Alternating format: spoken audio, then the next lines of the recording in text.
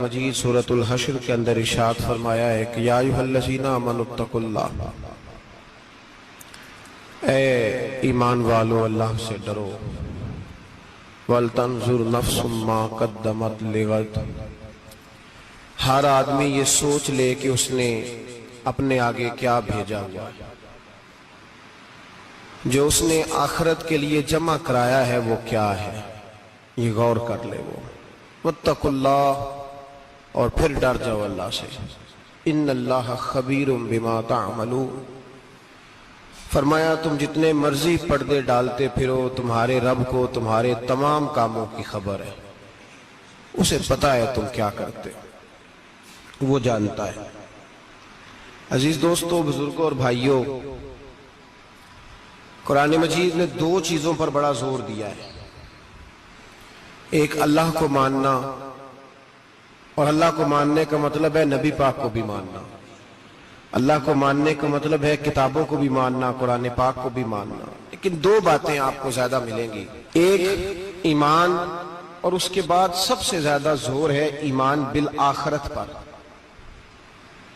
آخرت کو مانو۔ وَمِنَ النَّاسِ مَن يَقُولُ آمَنَّا بِاللَّهِ وَبِالْيَوْمِ الْآخِرِ وَمَا هُمْ بِمُؤْمِنِينَ، اللہ فرماتا ہے کچھ لوگوں کا دعویٰ ہے کہ ہم اللہ اور آخرت پر ایمان رکھتے ہیں، حالانکہ وہ ایمان نہیں رکھتے، دعویٰ کرتے ہیں، نفاق کا مظاہرہ کرتے ہیں، منافقت کرتے ہیں۔ جو اللہ کو ماننے والا ہوتا ہے اس کا رنگ اور ہوتا ہے، جس کو پتہ ہوتا ہے قیامت کے دن اللہ کے حضور کھڑے ہونا ہے، اس کے اعمال یہ نہیں مانتے، کہتے ہیں ہم مانتے ہیں، پر مانتے، دعویٰ ہے کہ ہم مانتے ہیں آخرت کو بھی اور اللہ کو بھی، پر نہیں مانتے۔ قیامت قائم ہونا ضروری ہے، اگر وقوع قیامت نہ ہو تو ظالم کی تو موجیں لگ گئیں، جابر تو موج کرے گا، فاسق اور فاجر تو کہیں گے دنیا میں بھی ہم اپنے اقتدار کے زور پر جیتے رہے، آج بھی ہمیں پوچھنے والا کوئی نہیں۔ عقلاً نقلاً قیامت کا قائم ہونا ضروری ہے۔ قیامت قائم ہوگی تو مظلوم کو اس کے ظلم پر داد رسی کی جائے گی اور ظالم کو سزا ملے گی۔ ایک آدمی ساری زندگی دنیا کے اندر لوٹ مار کرتا رہا، دھوکہ فریب فراڈ کرتا رہا، اس کی راتیں شراب و کباب میں گزر گئیں، وہ مرے اور بات ختم ہو گئی، ٹھیک ہے موج کر کے چلا گیا۔ ایک آدمی ساری زندگی اس نے اللہ تبارک و تعالیٰ کی رضا کے لیے اپنی نظر کی حفاظت کی، زبان کی حفاظت کی، یہاں تک کہ دل کی بھی حفاظت کی، وہ بھی مرے تو معاملہ ختم ہو گیا۔ اس طرح تو پھر سرکش کا کچھ بنے گا ہی نہیں، نظام زندگی ساری اس کی سوچ ختم ہو کے رہ جائے گی اگر قیامت قائم نہیں ہوتی۔ قیامت کا قائم ہونا حق ہے، اس لیے قرآن مجید نے ایک جگہ پہ نہیں 20 جگہ پہ یہ بیان فرمایا ہے کہ قیامت ضرور قائم ہوگی، قیامت، اور وہ قائم ہو کر اپنے سارے لوازمات سمیت قائم ہوگی۔ میرے نبی پاک صلی اللہ علیہ وسلم نے فرمایا مظلوم کو حق ملے گا، ظالم کو سزا ملے گی۔ جابر اس دن اللہ کی بارگاہ میں رسوا کیے جائیں گے، جن پر جبر کرتے رہے انہیں اللہ کے حضور سے عطا کیا جائے گا۔ قیامت کا وقوع ہونا ضروری ہے، اور قیامت تو جب قائم ہوگی تب ہوگی، دنیا میں بھی ایسا ہوتا ہے، ظلم کا انجام ٹھیک نہیں ہوتا، جبر کا انجام، جھوٹ کی زندگی لمبی نہیں ہوتی، دھوکے فریب فراڈ ملمہ سازی، ان چیزوں کی عمریں اللہ نے تھوڑی رکھی ہیں۔ وقتی طور پر ظالم کو، دھوکے باز کو، جابر کو جو مہلت ملتی ہے وہ سمجھتا ہے میری سیاست کام کر رہی ہے، وہ سمجھتا ہے میں بڑا دانا ہوں، بڑا چالاک ہوں، دیکھ لو اتنے ظلم کے، جبر کے، دھوکے کے باوجود بنا ہوا ہوں، حالانکہ اللہ کی طرف سے اسے مہلت ملتی ہے اور بڑا ہی مہربان ہے۔ مہلت اس طرح دیتا ہے کہ میرے نبی پاک علیہ السلام نے فرمایا جب میرا مسلمان نیکی کرتا ہے تو اللہ فرشتوں سے فرماتا ہے 70 گنا بڑھا کے لکھ لو اس کی نیکی، 70 گنا، اور جب گناہ کرتا ہے تو اللہ فرماتا ہے ٹھہر جاؤ ابھی لکھنا نہ، اسے ٹائم دو۔ یا اللہ کتنا؟ فرمایا 24 گھنٹے تو دو، ہو سکتا ہے توبہ کر لے، یہ اس کی مہربانی ہے۔ اب وہ جو اللہ نے مہلت دی ہے نا کہ شاید توبہ کر لے، لوگ سمجھتے ہیں میری چالاکی کی وجہ سے نظام سیٹ چل رہا ہے، میں بڑا تیز ہوں، 2 4 5 باتیں بولتا ہوں، سب صحیح ہو جاتا ہے۔ لوگ اس کو اپنی دانائی سمجھ لیتے ہیں، حالانکہ وہ اللہ کی طرف سے۔ فرعون نے کئی 100 سال حکومت کی اور اس طرح اس نے ظلم کیے کہ لاکھوں اور ہزاروں بچے قتل ہی کرا دیے۔ 12,000 عورتوں کے پیٹ میں حمل تھا، اس نے ضائع ہی کرا دیا۔ جب حضرت موسیٰ علیہ السلام اپنی قوم کو لے کے نکلے، رستے میں دریا آ گیا، فرعون پیچھے لگا ہوا تھا۔ وَإِذْ فَرَقْنَا بِكُمُ الْبَحْرَ فَأَنْجَيْنَاكُمْ، اللہ فرماتے تمہارے لیے میں نے دریا کو پھاڑا اور تمہیں نجات دے دی۔ وَأَغْرَقْنَا آلَ فِرْعَوْنَ، اور فرعون کو غرق کر دیا۔ وَأَنْتُمْ تَنْظُرُونَ، تم کھڑے دیکھ رہے تھے۔ اب جب حضرت موسیٰ دریا کے کنارے پہنچے تو فرعون بھی پیچھے آیا۔ فرعون لوگوں سے کہا کرتا تھا کہ میں کہتا ہوں تو دریا چلتا ہے، میں کہتا ہوں تو ہوائیں آتی ہیں، میرے حکم کے پابند ہیں سارے۔ جاگ رہے نا آپ حضرات، غور فرمائیے گا بات پر۔ دعویٰ تھا اس کا کہ میں کہتا ہوں تو نظام زندگی چلتا ہے۔ اب جب دریا کے کنارے پہنچی حضرت موسیٰ علیہ السلام تو اللہ نے حکم دیا کہ آپ عصا ماریں۔ جناب موسیٰ نے عصا مارا، 12 رستے بن گئے۔ اب حضرت موسیٰ کی قوم گزر رہی تھی تو فرعون سے پوچھنے لگے کہ تو کہتا تھا میرے حکم سے چلتا ہے، تو وہ تو حضرت موسیٰ نے ڈنڈا مارا ہے تو رستہ بن گیا ہے۔ باز نہیں آتا انسان باز بنے بڑے ہیں اس کے پاس، بڑی دلیلیں ہیں، جھوٹ سچ بول کے اپنے آپ کو مطمئن کرتا ہے، آخر دم تک تبدیل ہونے کو تیار نہیں ہوتا، دلیلیں گھڑتا رہتا ہے، بناتا رہتا ہے، شور کرتا ہے جان بوجھ کے۔ بھئی تو کہتا تھا میرے چلانے سے چلتا ہے، تو باز ابھی بھی نہیں آیا۔ کہنے لگا میں نے ہی حکم دیا ہے کہ ذرا پھٹ جا، مجھے یہ زندہ چاہیے۔ باز رسی جل گئی، بال کہنے لگا میں نے ہی کہا ہے دریا کو کہ یہ مجھے زندہ چاہیے، میرے بھاگے ہوئے ہیں تو اس لیے پھٹا ہے، تو آؤ میرے ساتھ دریا کراس کرے۔ تو پتا تو ان کو بھی تھا نا، جتنا تو رب بنا ہوا ہے، پتا تو تھا، سارے جانتے تھے۔ کہنے لگے تو پہلے کراس کر، اگر تو بچ گیا تو ہم بھی پیچھے آتے ہیں۔ اب چاروں ناچار۔ ایک روایت تو یہ ہے کہ یہ جب خدائی کا دعویٰ کرتا تھا نا، تخت پہ بیٹھا ہوتا تھا، تو ایک دن حضرت جبریل آئے اس کے پاس انسانی شکل میں، تو کہنے لگے میں بڑی دور سے آیا ہوں تو ایک مسئلہ پوچھنا تھا۔ کہا پوچھو۔ کہنے لگے ایک غلام تھا کسی بادشاہ کا، تو بادشاہ نے اسے تھوڑی دیر کے لیے ایک علاقے کی سربراہی دے دی۔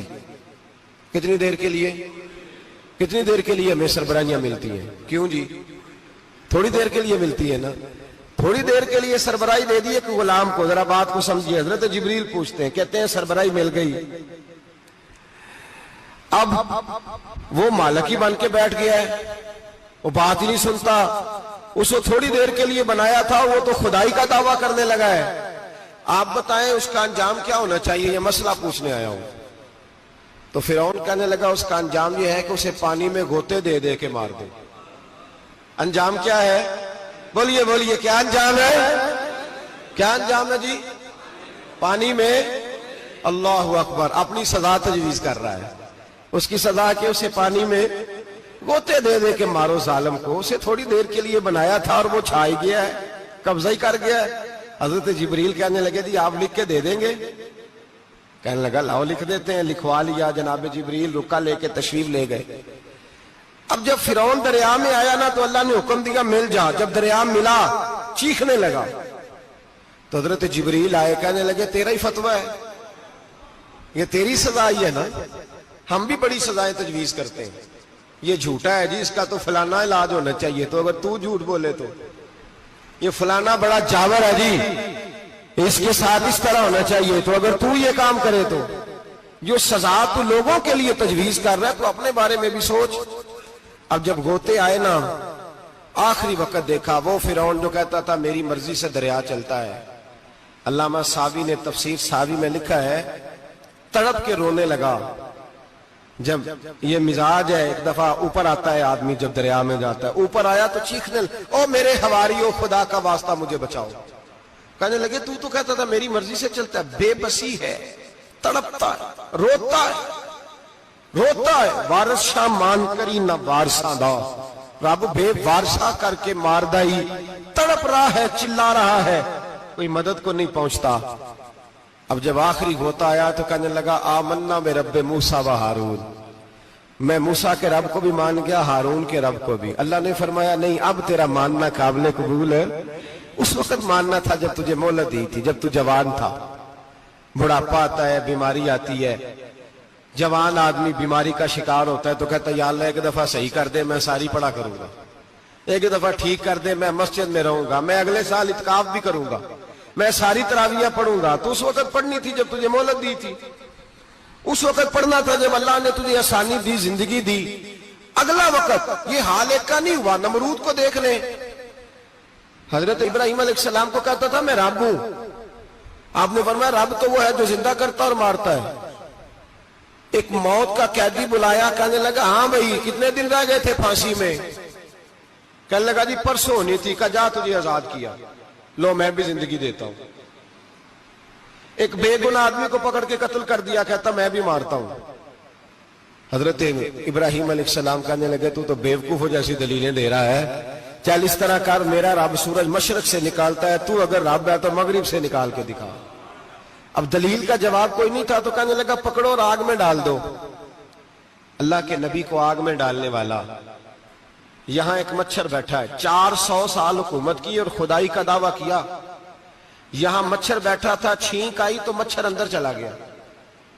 پہلے دربار کا ادب یہ تھا کہ جو آئے سجدہ کرے، اب اس کے سر پہ کوئی چیز مارتا تھا تو اسے سکون ہوتا تھا، مچھر تھوڑی دیر کے لیے اس کا دماغ چھوڑتا تھا۔ او بھائی یہ اس دھرتی پہ اللہ نے لوگوں کو نظارے دکھائے اور ہمیں سمجھانے کے لیے دکھائے، ہمیں تفکر کی، غور کی دعوت دی کہ دیکھ لینا، اپنے عمل کو پرکھنا۔ تمہارے عمل حضرت موسیٰ کے فرما برداروں جیسے ہیں، جناب ابراہیم کے فرما برداروں جیسے ہیں، یا بن کے بیٹھ گئے ہو؟ اب دربار کا ادب یہ ہے، بے بسی کا یہ حال ہے کہ جوتے لٹکتے ہیں دربار میں، جو آتا ہے جوتا کھینچتا ہے، اور ادب یہ ہے کہ 10 جوتے نمرود کے سر پہ مارو، اور 400 سال جوتے لگتے رہے۔ روتا تھا، جو آدمی آتا تھا منتیں کرتا تھا، کہتا تھا کہیں سے کوئی دوائی مل جائے گی۔ پاگلوں جیسی زندگی گزاری، پاگلوں جیسی سخت، وہ تو حساب، وقوع قیامت تو حساب ہوگا ہی۔ یہاں لوگ پاگل ہو کے مرتے ہیں، معاذ اللہ، نفسیاتی مریض ہو کے مرتے ہیں۔ یہاں آخری وقت اتنا سخت آتا ہے کہ دنیا موت کی دعائیں مانگتی ہے۔ میرے بھائی جب انسان ظلم کرتا ہے تو بھول جاتا ہے کہ شاید مجھے پوچھے گا کوئی نہیں، جب وہ زیادتی کرتا ہے تو بھول جاتا ہے، جب وہ کسی کا حق کھاتا ہے تو وہ کہتا ہے شاید اس کا تو وارث ہی کوئی نہیں جس کو میں لوٹ رہا ہوں۔ لیکن جب اللہ کی پکڑ آتی ہے، حجاج بن یوسف ظالم تھا، اس نے اچھے کام بھی کیے تھے۔ قرآن پاک پر زیر زبر آراب حجاج بن یوسف نے لگوایا۔ محمد بن قاسم کو ہندوستان سندھ کے علاقے فتح کرنے بھی حجاج بن یوسف نے بھیجا تھا۔ ساری خوبیاں اپنی جگہ پر، ظالم بہت بڑا تھا۔ کسی آدمی نے اس کے سامنے کونے کی طرف منہ کر کے ساتھ والے سے بات کر لی تو کہنے لگا میرے خلاف کیا، اس کو لے جاؤ، 2 ٹکڑے کر کے واپس لے آؤ۔ توتی بولتا ہے نا، اقتدار، جب کسی کے ہاتھ اقتدار ہوتا ہے نا، وہ چاہے ایک گھر کا ہی کیوں نہ ہو، وہ 10 بندے فیکٹری میں کام کرتے اور جو ان کا مالک ہوتا ہے وہ کہتا میں مالک ہوں، مجھے مانو۔ جب تو صاحب اقتدار ہوتا ہے نا، جب تو سسر بن کے بیٹھتا ہے اور کسی غریب گھر کی بہو آتی ہے 2-4 تو کہتا میرا اقتدار ہونا چاہیے، جب میں کھانسنے لگوں تو ہر آدمی کے ہاتھ میں ٹشو پیپر ہونا چاہیے، جب میں بولنے لگوں تو بندھے ہوئے ہاتھوں سے ہر آدمی جی جی کرتا ہوا کھڑا ہونا چاہیے۔ جس آدمی کا، اور یہ کام بہو بھی کرتی ہے کئی دفعہ، وہ بھی کہتی ہے کہ تمہیں پتہ نہیں میں کتنا لمبا چوڑا جہیز لے کے آئی ہوں، جب میں سونے کے لیے اپنے بیڈ روم میں جاؤں تو خبردار بوڑھے بابے کو اجازت نہیں کہ وہ کھانسے، اماں کو چاہیے کہ اگر اس کو بڑی سخت پیاس بھی لگی ہے تو میرے سوتے سوتے باورچی خانے میں برتن نہ کھٹکھٹائے۔ جو جہاں بھی جس اسٹیج پہ بھی بیٹھتا ہے وہ کہتا ہے کوئی نہیں مجھے پوچھنے والا، میں مطلق العنان ہوں۔ جوان بوڑھوں کا مذاق اڑاتے ہیں، سمجھتے ہیں شاید کبھی بوڑھے نہیں ہونا، مذاق اڑاتے ہیں۔ تندرست لوگ بیماروں کا مذاق اڑاتے ہیں، شاید کبھی بیمار نہیں ہونا۔ حجاج بن یوسف ظالم تھا، ظلم کرتا تھا، زیادتی کرتا تھا۔ حضرت سعید بن جبیر ایک تابعی بزرگ تھے، اتنے بڑے بزرگ تھے کہ ساری رات نماز پڑھتے تھے، سارا سال روزہ رکھتے تھے۔ ایک دن انہوں نے منبر پہ بیٹھ کے کہا کہ حجاج ظلم سے باز آ جائے ورنہ اللہ کی لاٹھی بڑی بے آواز ہے. اللہ کی لاٹھی، اس کا کیا مطلب ہوتا ہے؟ اس کا مطلب ہے جب رب کی لاٹھی چلتی ہے تو اس کی آواز، جی اس کا پہلے کوئی پیغام، وہ پہلے اعلان نہیں کرتا کہ تگڑے ہو جاؤ لاٹھی چلنے لگی ہے. لاٹھی چلتی ہے پر اس کی آواز، سمجھ آ رہی ہے میری بات کی؟ جمعۃ الوداع کے لیے تشریف لانے والے عوام خاص غور فرمائیے گا. حجاج بن یوسف کو پتا چلا کہ حضرت سعید بن جبیر نے میرے خلاف بات کی، بلا لیا، کہنے لگا تو نے میرے خلاف بات کی ہے؟ فرمانے لگے کی ہے. کہنے لگا تجھے پتا ہے میں قتل کر دوں گا؟ آپ فرمانے لگے نہ تو زندگی کا مالک ہے نہ موت کا مالک ہے، تو کیسے قتل کر؟ کہنے لگا تجھے پتا ہے میرا؟ فرمایا میں نے تجھے نہیں، میں نے تو کئی شداد، کئی حماد، کئی قارون، کئی فرعون، کئی نمرود دیکھے، کئیوں کی داستانیں سنی، تو کون ہے؟ تو تو چھوٹا سا ہے. ایک جملہ ہے مولانا جلال الدین رومی کا، بڑے درویش تھے، ایک بات کہہ گئے، کہنے لگے نمرود جتنے پیسے نہیں، فرعون جتنی حکومت نہیں، قارون جتنی دولت نہیں، ورنہ فرمانے لگے میرے زمانے میں بھی کئی لوگوں کا خدا بننے کو دل کرتا ہے، کئی لوگوں کا دل کرتا ہے، لیکن نمرود جتنے پیسے، فرعون جتنی طاقت اور قارون جتنی دولت نہیں، ورنہ ہو سکتا ہے لوگ دعویٰ کر جائیں معاذ اللہ ثم معاذ اللہ. یہ آج سے کئی سو سال پہلے وہ کہہ رہے ہیں، آج تو حالات بڑے ابتر ہیں، اس کی نسبت خطرناک. فرمانے لگے حضرت سعید بن جبیر تو زندگی موت کا مالک نہیں. کہنے لگا پکڑو، قتل کرو اسے، لے جاؤ. جب پکڑ کر کھینچ کر لے جا رہے تھے نا تو حضرت سعید بن جبیر مسکرانے لگے. اب ظالم کے سامنے مسکرائے تو اس کو بڑا غصہ آیا، یہ میرا مذاق اڑاتا ہے. بلا لیا، ادھر آؤ، کیوں مسکرا رہے ہو، کیا ہوا؟ تو حضرت سعید بن جبیر کہنے لگے میں مسکرا رہا ہوں تیری بیوقوفی پر اور اپنے اللہ کی دی ہوئی ڈھیل پر. میں مسکرا رہا ہوں کہ یا اللہ کیا بات ہے، کیا تیرا شان ہے، کیسے لوگوں کو ڈھیل دی ہوئی ہے. میں مسکرا رہا ہوں تیری بیوقوفی پر کہ تو سمجھتا ہے شاید مجھے پوچھنے والا کوئی نہیں. کہنے لگا اس کو باہر نہ لے جاؤ، میرے سامنے قتل کرو. ٹھیک ہے جی، قتل کرنے لگے تو حضرت سعید بن جبیر نے منہ کعبے کی جانب کر لیا. انی وجہت وجہی للذی فطر السماوات والارض حنیفا وما انا من المشرکین. جب آپ نے یہ آیتیں پڑھی نا کہ میں نے منہ کر لیا ہے اپنے رب کی جانب، کرو مجھے قتل، کہنے لگا نہیں نہیں، اس کا منہ پھیرو، کعبے کی طرف ہو کہ قتل نہ ہو. ہے ظالم پر پاگل ہو گیا ہے. حضرت سعید بن جبیر کے حوصلے نے شکست دے دی، ناکام ہو گیا، مخبوط الحواس ہو. کہنے لگا اس کا منہ پھیر دو. جب کعبے سے پھیرا تو آپ فرمانے لگے للہ المشرق والمغرب فانما تولى فثم وجه اللہ. اللہ فرماتا ہے تو مشرق اور مغرب سارا ہی اللہ کا ہے، جدھر بھی منہ کرو گے ادھر اللہ ہی اللہ ہے، جدھر بھی منہ کرو گے ادھر اللہ ہی اللہ ہے چاروں جانب. پھیر دے جدھر منہ پھیرنا ہے، تو نے پھیر دیا منہ.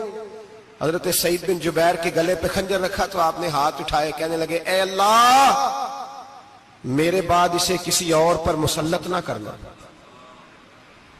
میرے بعد کسی اور پر مسلط نہ، بس میں آخری ہوں. جب آپ ذبح ہوئے تو اتنا خون نکلا کہ لوگ کہتے ہیں جتنا اونٹ کے وجود سے نکلتا ہے. تر ہو گیا سارا اس کا دربار. ایک سمجھدار آدمی کو بلا کے کہنے لگا اتنا خون میں نے بڑے بندے قتل کرائے ہیں پر اتنا خون نہیں نکلا.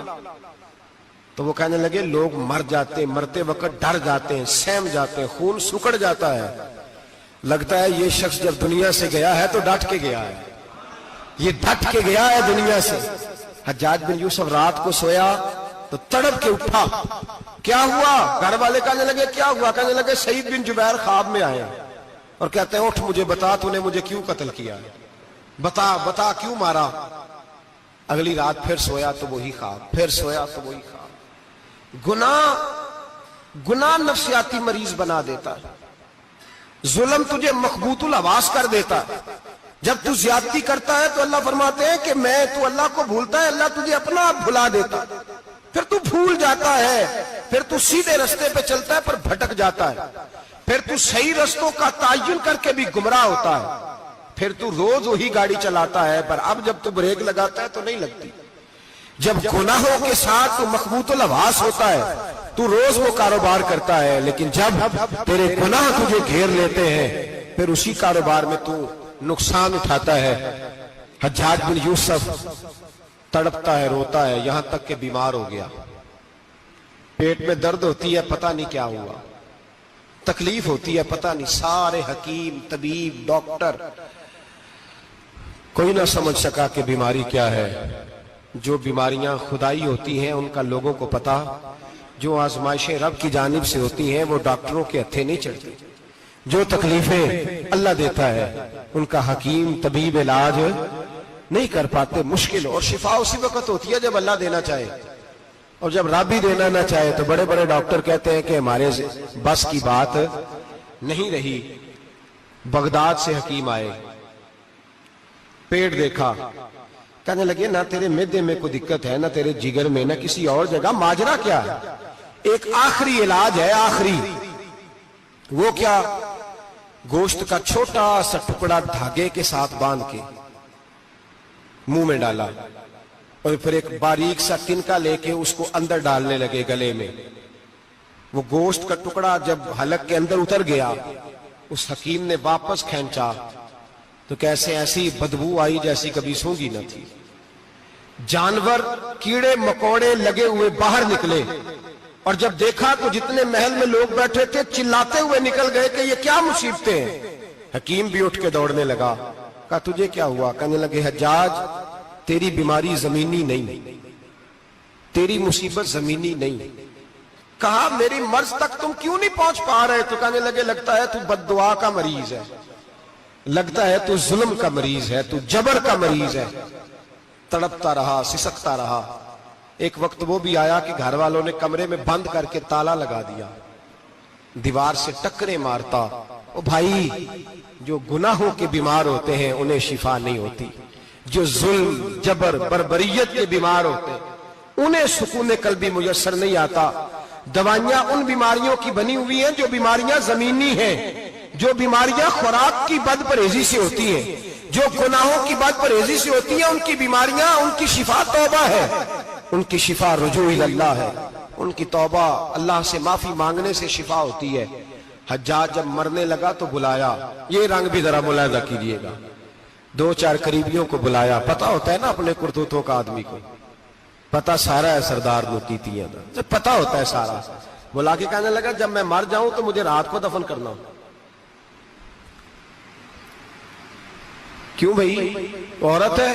کہنے لگا نہیں، رات کو دفنانا۔ ٹھیک ہے، رات کو دفنا دیں گے۔ پھر کہنے لگا جب صبح ہو جائے تو صبح ہونے سے پہلے پہلے میری قبر زمین کے برابر کر دینا، نشان مٹا دینا۔ کہا وجہ؟ تو کلمہ پڑھتا ہے اور حضور کا حکم ہے کہ قبر کم از کم ایک بالش، ایک گیٹ اونچی ہونی چاہیے زمین سے، کم از کم، تو تیری قبر مٹا دے، وجہ؟ پتہ ہوتا ہے اپنے ظلموں کا۔ کہنے لگا مجھے پتہ ہے لوگ میرے مرنے کے بعد میری قبر بھی نہیں چھوڑیں گے، دنیا میں تو میرے جبر کی وجہ سے کوئی آ نہ سکا، لیکن میری قبر بھی لوگ جنازوں میں باتیں شروع کر دیتے، جنازوں میں نے ایسی بھی داستانیں سنی ہے کہ کوئی مرا تو لوگ جوتوں کا ہار قبر پہ ڈال آئے۔ نہیں بھائی، تو جب زندہ تھا تو تیرے جبر ظلم کی وجہ سے نہیں کو بول سکا۔ ایک تو ہے قیامت میں حساب ہوگا، یہاں دنیا میں حساب ہونے لگتا ہے۔ اتنی لمبی زبانیں لوگوں کی لٹک کر مرتے وقت باہر نکل آتی ہیں۔ دعا کریں، جمعہ ہے، اللہ تعالیٰ ایمان کی موت عطا فرمائے، دعا فرمائے رب تعالیٰ اللہ تبارک و تعالیٰ توبہ کر کے جانے کی توفیق عطا فرمائے، جاگے جاگے اور سنے اور دعا کرے، اے اللہ تو ہمیں ظلم سے ویسے ہی محفوظ فرما، اگر ہم زیادتی کرنے لگے تو اے اللہ ہمیں اس سے منع فرما، ہمیں اس سے تو یہ توفیق دے کہ ہم باز آ جائیں اس گناہ سے۔ میرے بھائی، ایک تو دنیا میں سزا ہے، پھر قیامت کی سزا ہے، اور وہ زیادہ سخت ہے، وہ زیادہ سخت ہے۔ ہم لوگوں نے نا ہیلے بہانے بڑے بنائے ہوئے ہیں۔ بینک کے ساتھ کاروبار کرنے والا کہتا ہے نہیں نہیں مجبوراً لیا ہے، مجبوراً مر رہا تھا تو آخری لبوں پہ تھا تو جائز ہے، جائز ہے۔ اس وقت جب تجھے کھانے کو لقمہ نہ لگے تو حرام کھانا بھی جائز ہے، کیا دقت تھی؟ کیوں اللہ رسول کے مقابلے میں کھڑا ہوا تو؟ کیوں سود کا دھندا کیا؟ کیا تکلیف تھی؟ کہاں تو الجھ گیا تھا؟ ہم جان بوجھ کے اپنے لیے جہنم کٹھی کرتے ہیں، پھر کہتے ہیں سکون نہیں زندگی میں۔ کہاں سکون آئے گا؟ کیسے آئے گا؟ ہم نے خود آگ لگائی ہے چمن میں اپنے۔ جو قیامت کی سزا ہے، میرے نبی پاک علیہ السلام نے فرمایا رب تمہیں سامنے کھڑا کرے گا۔ اور کس طرح کھڑا کرے گا؟ فرمایا لوگوں کے وجود سے کپڑے اتر جائیں گے، زمین اس طرح دہکے گی جس طرح تانبا زمین پہ رکھا جائے اور آگ جلائی جائے۔ تانبا دیکھا آپ لوگوں نے؟ یہ بھی گرمی گزری ہے نا، تو فرش پر جب سورج پڑتا تھا تو ننگے پاؤں چلا نہیں جاتا تھا۔ صحیح کہہ رہا ہوں؟ ننگے پاؤں، بچے کا پیر زمین پہ لگتا تو چیخ اٹھتے ہیں، کہتے ہیں اوہ جل گیا پیر۔ حالانکہ یہ فرش دنیا کے، اور اگر تانبے کے اندر خاصیت ہے کہ اگر کوئی دھات جلدی اور زیادہ گرم ہوتی ہے تو وہ تانبا ہے۔ میرے نبی نے مثال دی تو اس کی دی جو سخت تھا، فرمایا تانبے کی طرح زمین تپائی جائے گی اور پھر ننگے پاؤں رب تمہیں کھڑا کرے گا۔ آج سورج کی پشت تمہاری جانب ہے، قیامت میں منہ تمہاری جانب ہوگا۔ نیزہ آپ نے دیکھا ہوگا، نیزہ ہوتا تھا، فرمایا یہ جو تم نیزے دیکھتے ہو صرف 1.25 نیزے کے برابر سورج قریب آ جائے گا، اور پھر اللہ تمہیں سامنے کھڑا کر کے تم سے سوال جواب کرے گا۔ اور حضور نے کہہ دیا ہے تو اب کسی نعت خواں کے کہنے سے بات بدل سکتی، کسی پیر کے کہنے سے جملہ بدل سکتا،